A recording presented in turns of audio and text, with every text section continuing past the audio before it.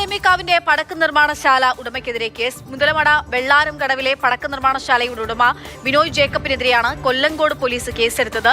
അനുവദിച്ചതിനേക്കാൾ കൂടുതൽ പടക്കങ്ങളും വെടിമരുന്നുകളും സൂക്ഷിച്ചതിന്റെ പേരിലാണ് നടപടി. പാലക്കാട് മുതലമട വെള്ളാരം കടവിലുള്ളതാ ഈ കേന്ദ്രത്തിലാണ് പാറമേക്കാവിന്റെ വെടിക്കെട്ട് സാമഗ്രികളുടെ നിർമ്മാണമൊക്കെ പുരോഗമിച്ചുകൊണ്ടിരുന്നത്. പക്ഷേ എന്നാൽ കഴിഞ്ഞ ദിവസം കളക്ടർ സ്റ്റോപ്പ് മെമ്മോ നൽകിയതിനെ തുടർന്ന് ഈ കേന്ദ്രം ഇപ്പോൾ അടച്ചുപൂട്ടി.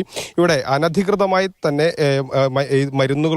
വെടിമരുന്നുകൾ ഉണ്ടായിരുന്നു എന്നുള്ളതാണ് കണ്ടെത്തിയിരിക്കുന്നത്. ലൈസൻസി ആയിട്ടുള്ള കോട്ടയം സ്വദേശി ബിനോയ് ജേക്കബിന് കൈവശം വയ്ക്കാൻ അനുവാദമുള്ളതിലും അധികം വെടിമരുന്നുകളും മറ്റ് സാമഗ്രികളും ഇവിടെ ഉണ്ടായിരുന്നു. ഇതിനെ തുടർന്ന് ഇതിനെതിരെ ആ സ്ഥലം ആകെ തന്നെ, ഈ വെടിക്കെട്ടുപുര ആകെ തന്നെ പോലീസ് സീസ് ചെയ്തിരിക്കുകയാണ്. ഈ ഒരു പ്രദേശത്തേക്ക് ഇനി ആർക്കും പോകാൻ അനുവാദമില്ല. ഇനി മറ്റ് നിയമ നടപടികൾക്കൊക്കെ ശേഷമായിരിക്കും കൂടുതൽ കാര്യങ്ങൾ ചെയ്യുക. ഇത് നിർവീര്യമാക്കണമെങ്കിൽ അങ്ങനെയുള്ള കാര്യങ്ങൾ അതൊക്കെ തന്നെ ചെയ്യുക.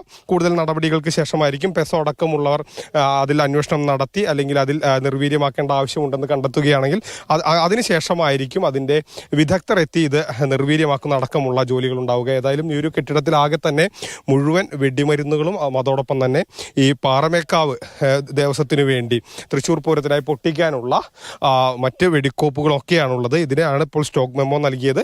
ഇതിപ്പോൾ ഇവിടെ ആരുമില്ല. മറ്റ് തൊഴിലാളികളൊക്കെ തന്നെ സ്റ്റോപ്പ് മെമ്മോ നൽകിയതിനെ തുടർന്ന് ഇവിടെ നിന്ന് പോയി. ഇപ്പോൾ ഈ വെടിക്കെട്ടിന് ആവശ്യമായുള്ള സാമഗ്രികളും കരിമരുന്നും മാത്രമാണ് ഇവിടെയുള്ളത്.